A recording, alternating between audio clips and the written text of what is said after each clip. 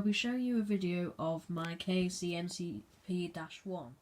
So this is a very common call point here in the United Kingdom. If you're not from here, then you won't recognise this, but you might recognise this from some American fire alarm YouTube channels that have featured this call point and bought it online. Well, different versions of it, knockoffs, I guess you could say.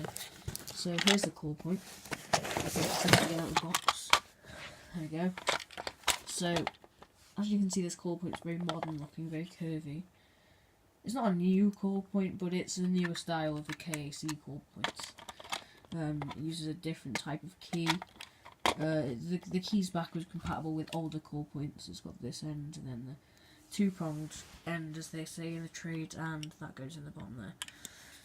Got some instructions, not much use with them. I already know how to wire call points to conventional fire alarm systems and to simple open circuit systems as well. Yeah, those are just the screws to put it on this back box. It comes with a back box. You can also order a cheaper version for about £7. It doesn't have a back box, but I ordered this for about a tenner, and it does have a back box and a key. I don't think that £7 won't have a key either.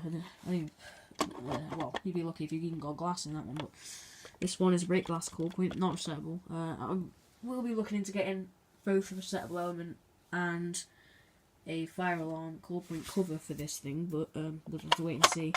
I mean, I spent all my pocket money on this, so, you know. So it's got your, I can focus here. Come on.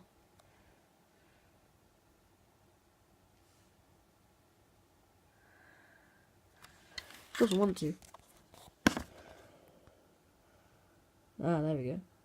So here you've got your, for wiring, this is the diagram for wiring to a conventional fire alarm panel. And then here, which is where the terminal block is, I'll show you more about that in a minute. This is for open circuit, because as you can see, this one has a monitor resistor in it, this one does not. There's two different circuits in here. There's one switch, but two different circuits. I think there's one switch anyway. I haven't seen the insides of this. I'll have to re-watch the video of Ben's Pets when he opened one of these, because I watched that a while ago when he opened one and he took this off, but I don't want to risk breaking it, so I'm going to do that.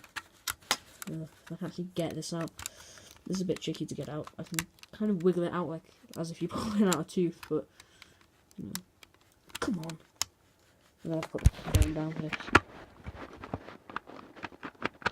There we go. So now that's off. Now this is really clever. So this is the plug and play design wiring thing, the terminal block rather. So this bit plugs in there on this, because you can see these are bits of the circuit board coming out here with some contacts on there, and then you plug this in and it goes, and it like connects to the call point.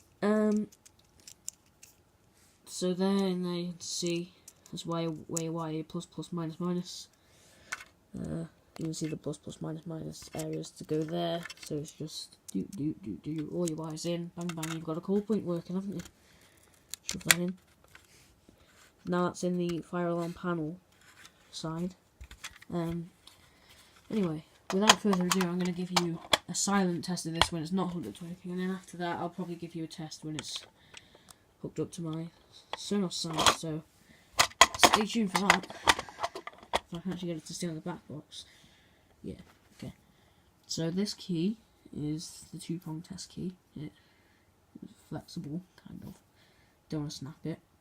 And then this is for the old style KAC call points, of which I don't really have, but this works with the Chinese knockoff call points at least. Anyway, here we go. We put the key in. Oh, I'm just going to do it off the back box because it just keeps sliding around. The key goes in the bottom. Like this. Here's what I'm leaning it up against. I'll get it up against this.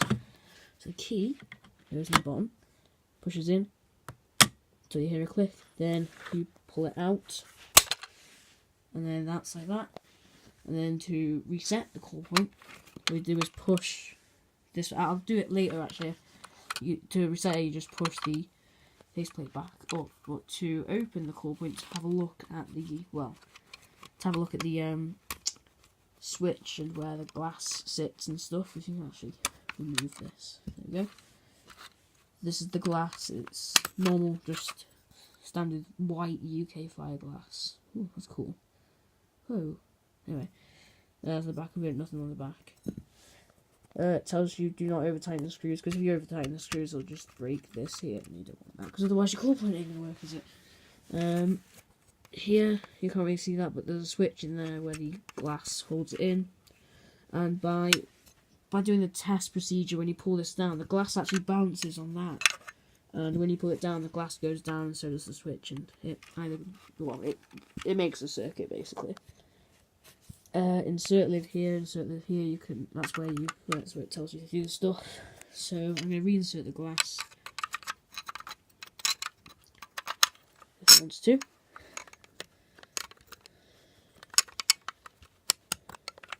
There we go. And then you get the faceplate back on. And then reset until you hear a click when you push it up, and then it's reset. It's just got the simple Burning House logo on there. It's got the model number as well. I don't think that's the model number. I think that's just like the newest version of this core point, because the model is MCP1A-R470SG-CO45-02. It's a long model number, I have to say. But it's just the MCP1A. EN54 Part 11 2001 Type A for indoor use. So this is not an outdoor core point. It's not weatherproof. At least not to IP65 standards, at least. Yeah, so without further ado, I'm gonna show you this how to wire it up, and a test of it wired up to an alarm. So hold on whilst I prepare. Okay, so I have all of the items of requirement laid out in front of me. So yeah, let's get started with this. So the reason this plug and play feature with the terminals is a really good feature is it allows for ease of wiring, which because I can wire this up and then plug it into the core point easily. The only thing that isn't easy is unplugging it, but you don't want it coming out when the core point's in use. So that's the fact that it's hard for it to come off is actually a positive feature, which is always nice. So I'm going to wire this wire into the terminal. By the way, feel free to skip if you don't want to watch me wire the core point, but I'm sure it's interesting for beginner fire alarm people, at least, to watch me wire one of the most common core points in the United Kingdom. And I'm glad I finally have one. By the way, I'm just stripping the wire. I'm going to actually move so I can give you a good view. There we go, that's better. So, let's just strip the wire. Don't shout at me, I'm using scissors to strip wires now and I've broken them. Oh well, it'll work. I feel like this might be a bit boring. It is for me, at least. But at least I get to ramble on in front of a camera. Come on. There we go. So that's one wire straight, and twist the wires to get them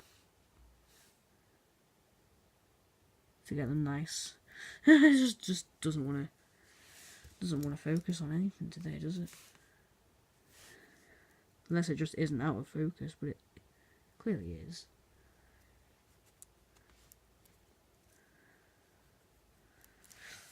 There we go, second wire stripped.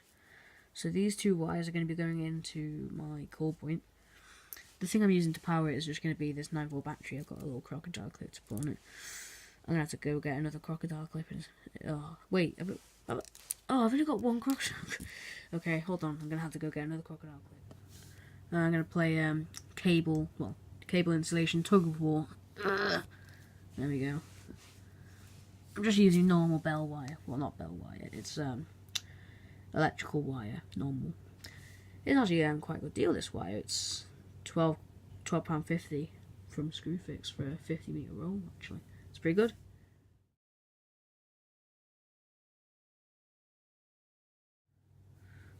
Okay, so the wire isn't properly in there, but it's okay for temporary measures, I guess. This is just for clipping it to the 9-volt battery.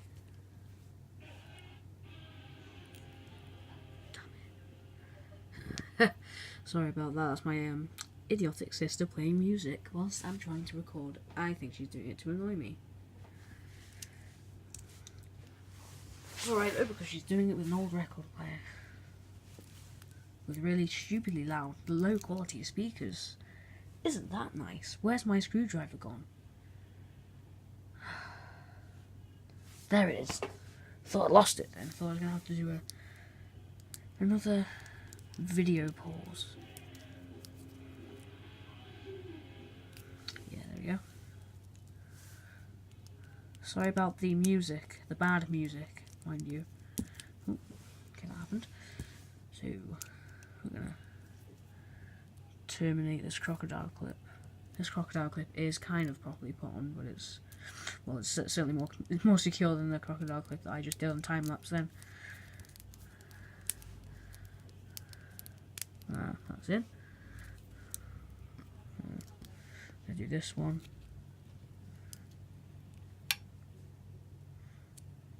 It's not falling off. I could expect it to fall off then. Is that open? Oh, yeah. Then now it's fallen off, but I can just stick it back in.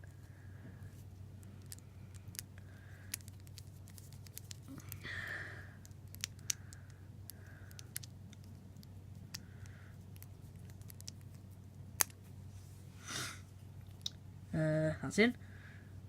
Okay.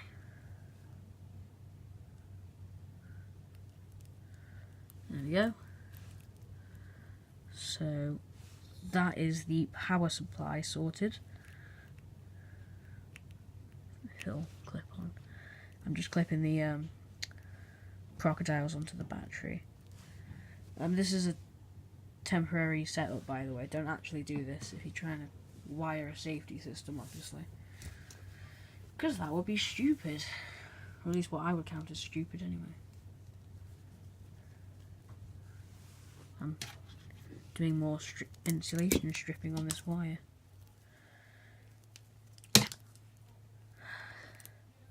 I'm going to time lapse this.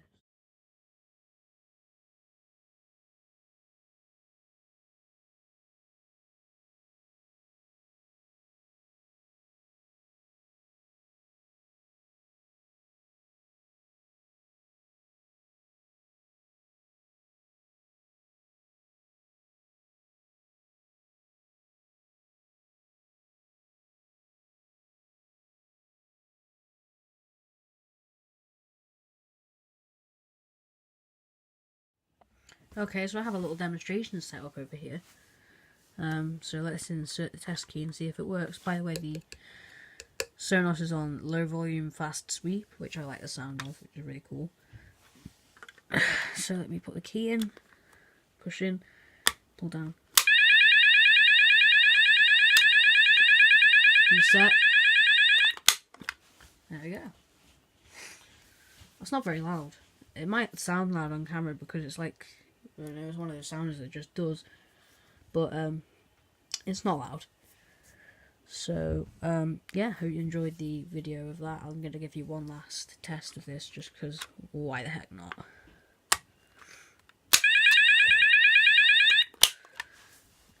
Okay, thank you for watching. I will say that because of the Fire Alarm Wizard, because I'm sure he would love me to say that, wouldn't he? Or she. Anyway, goodbye.